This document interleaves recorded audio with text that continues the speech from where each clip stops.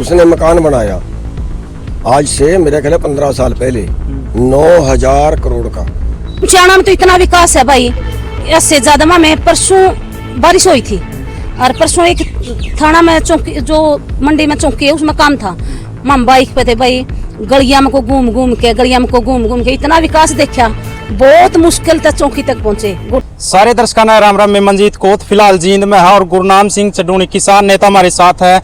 बातचीत करेंगे आज जींद में किस तरह पहुंचे हैं, पार्टी का प्रचार कर रहे हैं, किस तरह की मतलब बहुत सी सुविधा दे रखी सरकार ने, सुविधा का नाम पर कितनी दुविधा इनकी देखनी पड़ी है।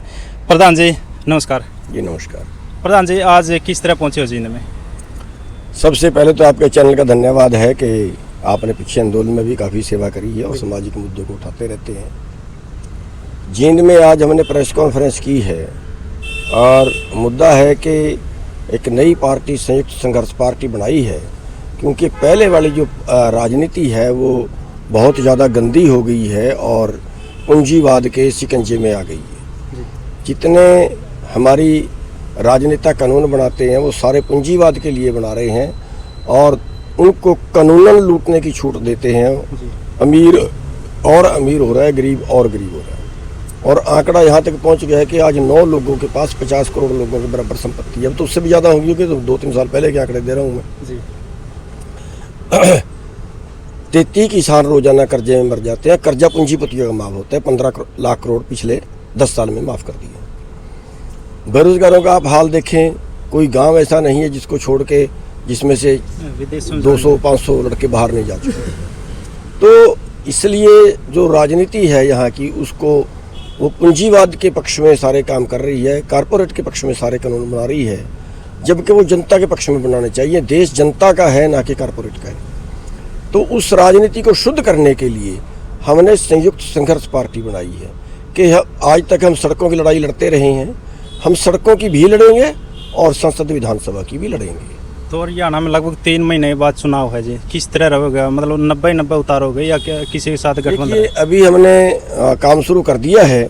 अभी ये सारे जिलों में मीटिंगें करके फिर उसके बाद ये फैसला लेंगे अभी 10 दिन बाद कि किसी से समझौता करना है या अकेले लड़ना है। वैसे हमने विकल्प खुला रखा है, अगर संतोषजनक समझौता किसी से होता है तो करेंगे और अगर संतोषजनक समझौता नहीं होता है तो फिर हम अकेले लड़ेंगे और फिर सभी सीटों पे लड़ेंगे। एक कानून की बात करिए आपने, मजदूरों के लिए, किसानों के लिए जो कानून बना है, बहुत से संगठन है मजदूरों के भी किसानों के, लेकिन जिस टाइम कानून बनाया जावा उस टाइम कोई उन तक बातचीत नहीं होती है।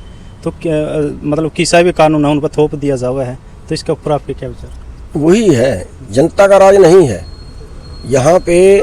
जनता के राज का तो नाम है, यहाँ पे पूंजीवाद का कानून है। आप जो हम संसद चुन के भेजते हैं ना, कई बार तो ये होता है कि कंपनियां ही जो उनकी लॉबी है वही कानून बना के भेजती है, वो तो खाली मोहर लगा देते हैं। यहाँ तक हाल देश का पहुँच गया है। जनता की राय लेना तो बहुत दूर की बात है और फिर उसको तोड़वाने के लिए चाहे सारी जनता सड़क पे बैठ जाए तो जनता की तो कोई बात ही नहीं। लोकतंत्र क्या है? अगर जनता ने उस किसी कानून को नकार दिया तो उसको बंद कर दो। अब पीछे आप देखा जो इन्होंने कानून बनाए थे उनको तोड़वाने के लिए हम सड़कों पे बैठे, देश का किसान मजदूर सभी ने सहयोग किया। 750 सड़कों पे बैठे बैठे मर गए, लेकिन फिर भी जो है सरकार अपनी हठधर्मी पे अड़ी रही। तो जनता का राज कहाँ है? ये तो पैसे वाले का राज है या डंडे वाले का राज है, कह लीजिए। आप धरातल पर रहो, जो लोगों के बीच में जाओ हो, कितनी इतनी है मतलब सरकार ने हुआ है बहुत सी सुविधा दे रही है, सुविधा नाम पर दुविधा कितने के लोगों ने मिल रही? आप देखिए, मोटे चीज़ ये होती है कि हमारे पास किसके पास आमदन कितनी है, मोटी बात ये होती है, वहीं से सारी सुविधा उपजती है। अब आज के बेरोजगार का हाल देखिए,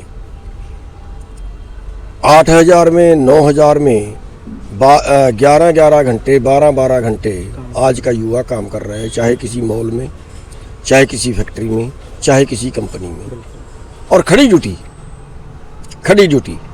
तो इससे ज़्यादा दुर्गति क्या होगी? न्यूनतम रेट भी 8 घंटे काम करने का 11-12 हज़ार है। 8 घंटे काम करने के 12 हज़ार मिलने चाहिए, अगर 11 घंटे काम करने के तो 20 हज़ार मिलना चाहिए, लेकिन उसको सारा ही 9 हज़ार मिलता है। ठेका प्रथा कर दी भाई, किसी में 100 कर्मचारियों की ज़रूरत है, एक आदमी को ठेका दे दिया, वो कहता है ठीक है भाई आगे से तो मैं 14,000 लूँगा, आपको मैं 10,000 ही दूंगा। 4,000 रुपये वो बैठे बैठे ही खड़ा है महीने के। तो ये जो चीज़ है आमदन अगर हम देखें, अब मनरेगा है, 100 दिन उनको काम दिया है, और 100 दिन में क्या वो परिवार पाल लेगा जी? क्या कर लेगा वो 100 दिन में? बहुत सी जगह 100 दिन का भी नहीं मिलता जी। बहुत सी जगह 100 दिन का भी नहीं है, उसमें भी भ्रष्टाचार है। अगर आप देखिए किसान की हालत देखें, जो 2014 में आंकड़ा आया था वो था 3100 रुपये, राष्ट्रीय नमूना सर्वेक्षण का आंकड़ा था 3100 रुपये प्रति परिवार प्रति महीना 2014 में। तो क्या कोई परिवार चला लेगा जी?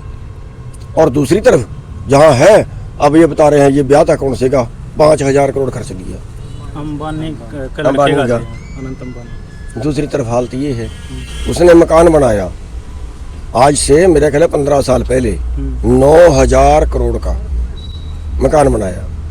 फिर वही रिचार्ज बढ़ा दिए जी, अगर बात करना जो है। मतलब कहने का मतलब ये है कि अमीर है तो इतना है कि पता ही नहीं कितना पैसा है, और गरीब है तो इतना है कि 23 करोड़ लोग 1-2 वक्त की रोटी के मोहताज हैं। 23 करोड़। दूसरे की हालत ये है। लेकिन इसके अंदर एक चीज मैं और ये जोड़ना चाहूंगा, वो आपकी है, आपके प्रति है, कि जो मीडिया है ना, उसको ऐसे लड़ना चाहिए जैसे आज़ादी की लड़ाई में कोई क्रांतिकारी लड़ते थे जी। क्यों? अब हम चले जाएं आज तक चैनल के पास, भाई जो ज़्यादा ऐड देगा उसकी ज़्यादा खबर लगेगी जी। अब हम तो जाके यहाँ भी मर गए। ठीक है, अब हम करें तो क्या करें, लड़ें तो कैसे लड़ें? हम खाली हाथ हैं, सामने तोप वाला है। अब आज मैंने मान लिया प्रेस कॉन्फ्रेंस की, मेरी बात का बुरा मत मानना, अगर कोई पूंजीपति होता तो सबको पैसे दे देता। मेरे पास तो है नहीं, मेरे तो हाथ जोड़े भैया, अगले बार में देखेंगे भैया ऐसा कैसा बनेगा। थोड़ा खर्चा तो आपका भी होता है, मोटरसाइकिल पे आए हो, सारे एक से तो 100 रुपये का 200 का तेल फूक के आए हो। एक समान तो नहीं होता जी। मैंने क्या कहा, मैंने ये कहा कि जो आप लोग जुड़े हुए हो जमीन से वो तो कर रहे हैं, लेकिन जो जुड़े हुए हैं आज तक चैनल से, जानते ही आप क्या हो रहा है। एक लोकसभा की बात करा, इनेलो का साथ दिया जी आपने कुरुक्षेत्र में, अभी बीएसपी के साथ गठबंधन हुआ अभय सिंह चौटाला का, क्या आप भी उसमें गठबंधन में शामिल हो सकते हो या अलग ही रहोगे? देखिए सारे विकल्प अभी खुले हैं, लेकिन फैसला अभी 10 दिन बाद करेंगे। ठीक है जी, धन्यवाद। Thank you. तो अनीता जी है किसान नेत्री, अनीता जी राम राम। राम राम भाई। आप क्या कहोगे जी, क्या उच्चारण से चुनाव लड़ सकते हो? देखो भाई, जे प्रधान जी जैसा आदेश देगा वैसे मामले तो आदेश पर काम करना है। प्रधान जिया की जैसी भी रणनीति तैयार होगी, जिस तरह भी प्रधान जिया के साथ कोई पार्टी गठबंधन करे कि भाई प्रधान जिया ने ऐलान कर रखा कि 90 सीटा पे चुनाव लड़ांगे। ये तो है नहीं कि प्रधान दूसरी पार्टी नु सोचने लग जाए भाई गुरनाम सिंह चडूणी वैसे बैज कह देंगे। मैं दोनों को प्रधान जी आप शुरू से ही ठोस हो और ठोस रही हो। ये नहीं है कि आप किसी पार्टी के पास जाओ और पार्टी आपके पास आओ तो गठबंधन करियो, नहीं तो उसकी डर भाई हम तो लांडे खे कमा लेंगे। उचियाना में कोई कमी तो कौन रही होगी विकास की, क्योंकि डिप्टी सीएम आप लोगों ने दे रखा था। उचियाना में तो इतना विकास है भाई, इससे ज्यादा में परसों बारिश हुई थी और परसों एक थाना में चौकी, जो मंडी में चौकी है उसमें काम था, हम बाइक पे थे भाई, गलिया में को घूम घूम के इतना विकास देखा, बहुत मुश्किल तक चौकी तक पहुंचे, गोडा गोडा पानी बाज था। उचियाना इतना तो विकास कड़िया भी नहीं होगा, विकास तो पूरे देश में इतना हो रहा है, लेकिन विकास ज्यादा है बड़ा उचियाना में हो रहा है। विकास बढ़ गया। हाँ। तो बिल्कुल किसान नेत्री और गुरनाम सिंह चडूणी जी पहुंच रहे थे, बातचीत करी है। आपका क्या कुछ मानना है, सभ्य कमेंट के जरिए अपनी राय रखनी। तब तक के लिए जय हिंद, वंदे मातरम।